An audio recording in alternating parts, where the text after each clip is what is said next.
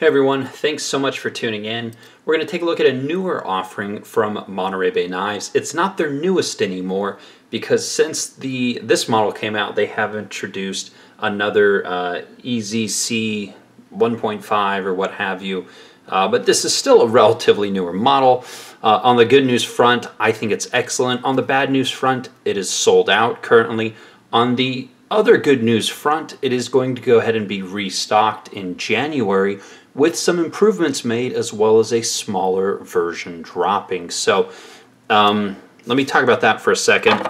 So we're going to look at the Monterey Knives Old Guard, and this is a 3.5 inch blade and overall just about 8 inches. They're coming out with a smaller version that will have a 2.95 inch blade, so come in just under the 3 inch mark, and again that's slated for delivery January of 2021. Again, as well as a restock of these. So we're going to focus in on this one. I'm going to tell you guys, let me clean it off real quick. I didn't realize that they're probably both dirty. We're going to talk about both of these here and why I think they're excellent offerings, and honestly why I was excited to see these ones come out, because I've known about them for some time, but you know, it takes a while to get stuff in or to have it manufactured really. So again, Monterey Bay Knives, primarily Sanford Owen of Carmel Cutlery and Ray Laconico, a very well-known knife designer and knife maker, both out of California. And this is, again, 3.5 inch blade. It does use washers. It's a thumb stud. It has a nice clean design. But I really think the pros of this model are going to be the fact that it is a nice clean design. It has outstanding materials like M390 here. It's got a 3D milled pocket clip that works really well. The knife has been contoured. The action on the washers is really good. So, you know, for me, I think this is a perfect alternative, not a replacement, but an alternative to something like the ever popular Sebenza. So let's go ahead and this is what it ships with. Their current pouch. They may have new ones next run, who knows. But I do have two versions here. They're both exactly the same except one is carbon fiber and one is micarta. So let's grab some size comparisons. Let's do the specs real quick. Just get that out of the way since I always do them. And yeah, so blade length 3.5, overall 8 inches, handle length of course going to be 4.5 inches. M390 blade steel does have a satin finish on the blades. Green micarta carbon fiber. They are made in China, and Monterey Bay Knives does keep their manufacturing partner close to the chest. Two reasons for that. One, not every manufacturing partner has some sort of brand identity or well-known name, so it could be completely pointless to share who it is.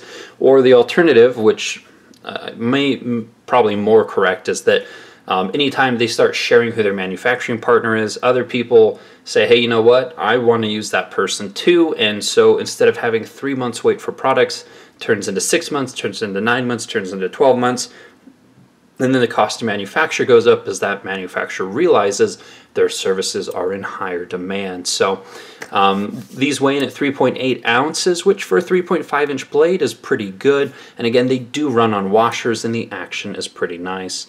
So I forgot to measure the blade stock, but fear not, I have a handy dandy measuring device near me and it still has battery, so we're in luck. Blade stock coming in 0.132, and just for reference, Spyderco about 0.145, give or take. Thickness behind the edge on these,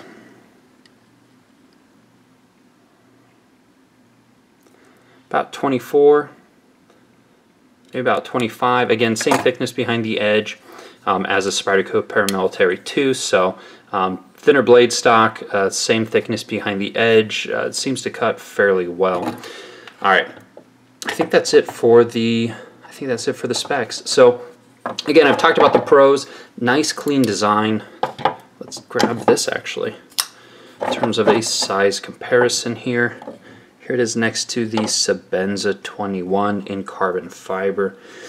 But again, really nice design. It's timeless. It's gonna, it's not gonna necessarily go out of style.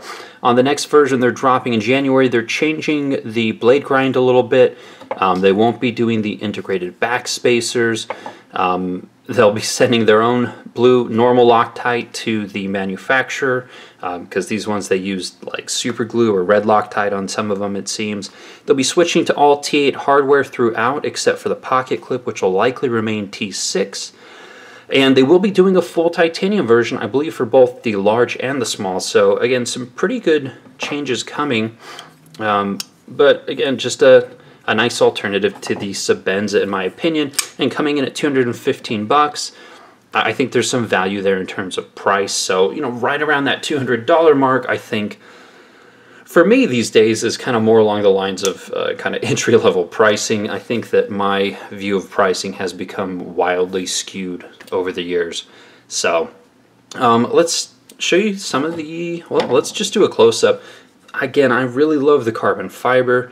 They've actually improved the satin finish on these. It's less buffed than some of their previous models, so really cool to see that the satin is getting a little bit nicer on the models from their manufacturing partner. The thumb stud, and they're actually going to be, on the next version, they're going to be making the thumb stud less sharp. I do like kind of the bite this one has. You never slip on it. It's really easy to deploy. While we're here, again, it's on washers, and it's not a terribly heavy or thick blade, but it's very, very smooth. So, yeah. This carbon fiber, no voids, nice and clean, good carbon fiber. Edges are nicely chamfered. Oh, got gunk all over the blade. It's got some slight contouring to it, and it does have the back spacers integrated into the carbon fiber. So they took a pretty thick piece, milled the entire thing out. Again, they won't be doing that on the next version or the next run of them. It'll just be a standard back spacer instead of an integrated back spacer. They did do some slight chamfers here, kind of along the back of the knife. You can see where it stops right there. This thing's got lint all up in it. I've been carrying this one quite a bit to get a good feel for it. Pocket clip goes well with the design. Again, it's rounded and contoured, no hot spots, works perfectly. Centering is really good. We got some nice milling in here to get easy access to the lock bar, and there's not an excess amount or excessive tension on the lock bar. So one of my friends did complain about the blade to handle ratio on this. For me, it's not a problem. Ergonomically, this thing's pretty comfortable. They did do some nice kind of mill work here around the edges, so I'm not getting any sharp edges in my finger. Just double checking. Yeah, maybe some additional chamfering here could help, but there's nothing like digging into my hand, or at least with my hand size. So, yeah. Then there is the smallest sharpening notch here, right in front of the plunge line. So, and then that all stops before the thumb stud. So if you're on a fixed angle system, the thumb stud shouldn't get in the way.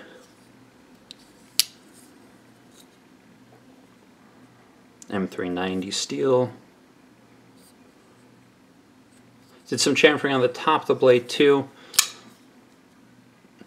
Now the detent on this is on the stronger side, which I really prefer. I really dislike weak detent. So again, I'm seeing some people thought this was too strong.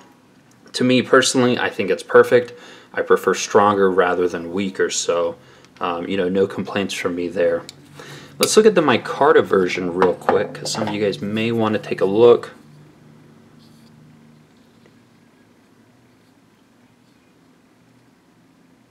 This one, moderately grippy. This one has not got as much pocket time as the carbon fiber one, and as you guys know, the more you kind of wear and rub on the micarta, the more grip it tends to pick up over time, or at least in my experience. So again, super smooth.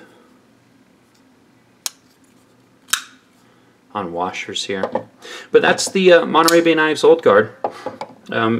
I guess the thing that really excited me the most about it was just the beautiful, simple form factor, the timeless design, the good ergonomics. I think the price point's reasonable. By and large, Monterey Bay Knives has really kind of been on the pulse in terms of what people want and making sure they give that to them, and they give that to them quickly. They do tend to sell out fairly fast, which I get is frustrating for certain people. Well, for everyone, really. It's frustrating as a buyer sometimes, but you have to keep in mind when they do these orders, they got to put cash up front. They have to wait to get them. They have to quality control them all. They have to ship them to customers. So the larger those runs become, it becomes harder to really have that same level of quality control before shipping out. And obviously, you have to come up with significantly more cash up front in order to fund that run. So, you know, funding-wise, logistics-wise, quality control-wise, they're going to probably put out maybe a better product in smaller runs than they can do in larger runs without having to hire more people, and kind of, you know, the more people you hire, then the more you have to put out, and it kind of becomes a self-fulfilling prophecy. But that's probably a topic for another video. I think there's a lot of misconception on the way that these runs go, and kind of the, you know, what happens behind the curtain. So anyways, I am absolutely rambling. I will stop. Comments, questions, let me know. Keep your eye out for January 2021 when the second run of these drops with some updates, as well as the smaller version and the all titanium version. So yeah, we'll leave it there. You can follow me on Instagram for more daily content. Also follow Monterey Bay Knives on their Instagram. That's where they release news of the second run that was dropping, and I will put a link to them in the description box below. But all right, see you guys on the next one. Take care.